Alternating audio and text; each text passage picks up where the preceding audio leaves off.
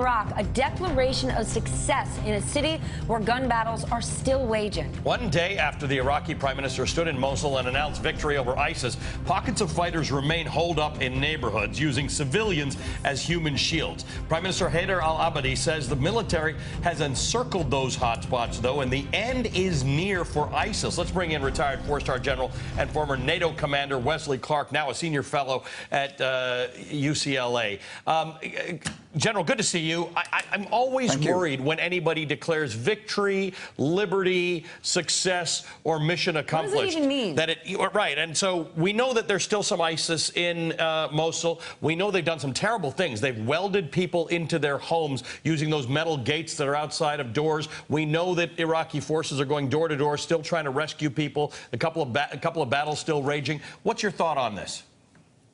My thought is that the statement was primarily for domestic news coverage in Iraq, and it is a big triumph for the Iraqi government to be able to hold consistency of purpose. And it's been a month, 9 months, 10 months effort going after Mosul here, following 6 months of preparation. So they want to take domestic credit for this. Of course, we know what's happened with ISIS. Basically, they got their key leaders out of Mosul a long time ago.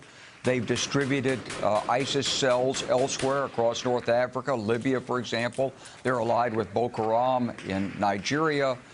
They've got relationships with al-Shabaab in Somalia and so forth. They're working in Yemen.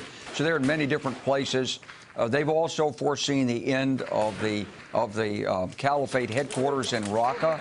So they are going to a different model of operation. It's a good thing that we've got Mosul almost cleaned up, but there are some tremendous issues: reconstruction, the role of the militias, the sectarian strife that is following this. What's the future role of the United States and Iran, who have sort of worked on the same side in this? So big issues to be resolved in Mosul, and we know it's not the end of ISIS. If it's not the end of ISIS, what does it mean for Mosul and Iraq? We know they've got an unstable government. Even if ISIS fighters are out, could Mosul be a vacuum for the next terror group? Right, and they've got to have the loyalty of the tribes and the internal security to work against terrorists. That's a very, very tough proposition in any society, because it only takes a very few people operating in secret cells to inflict a lot of damage. So this is a very high bar that the Iraqis have to reach. And don't forget, in the meantime, you still got the Kurds operating in Syria, the Kurds, groups of Kurds pushing for independence. You've got Turkey's concern about Kurdish independence.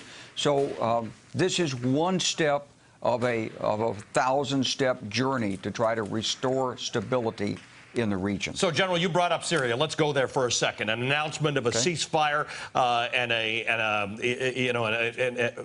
no-fly zone. I'm just putting on the screen so our viewers understand the region of Syria that is a ceasefire. The White House has been complaining that the media is not giving this coverage. I don't know. My rough guess is it's about 5% or 4% of Syria in an area that's not particularly prone to a lot of fighting right now. And it's a ceasefire agreed upon between the United States and Russia. The takeaway from the meeting between Vladimir Putin and President Trump. Not the parties present. What is your view on this ceasefire?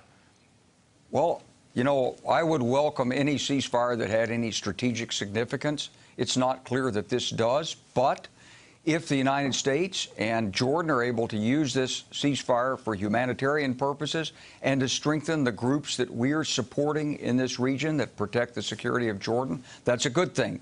My guess is that it was just a cover, sort of an insignificant event tossed out by Putin to give President Trump something to take away from the summit, but it also provides relief for the Assad regime.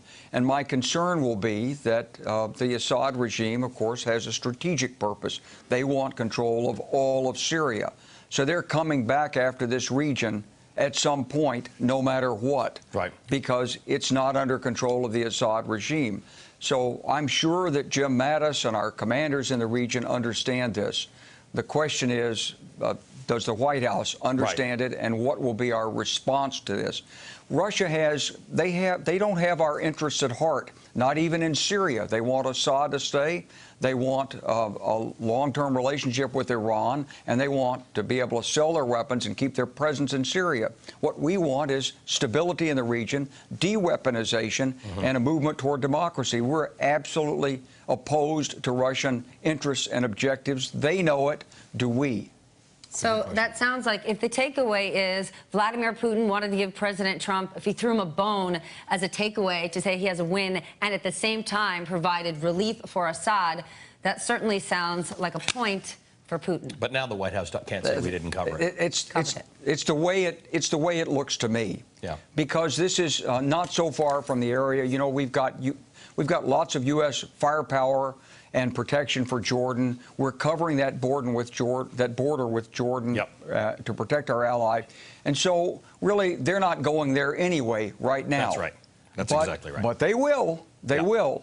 This is part of the larger plan, and this is a plan to sort of desensitize the United States to what Russia's really doing. I mean, the public, the American public. General, right. good to talk to you. You know a lot about these things. General Wesley Clark was a former NATO commander, and that brings up the point that this, you know, the largest refugee camp for Syrian refugees is that one, the Zaatari camp on the Jordan border with Syria. So there are a lot of other reasons for this, but we've been covering this actually since it happened at the meeting, and we've been putting that map up on TV since Friday to show people that's a teeny weeny part of Syria where not much fighting is going on, that apparently this great ceasefire has taken place. But let's hope it's a sign of progress. Hey there, I'm Chris Hayes from MSNBC. Thanks for watching MSNBC on YouTube. If you want to keep up to date with the videos we're putting out, you can click subscribe just below me or click over on this list to see lots of other great videos.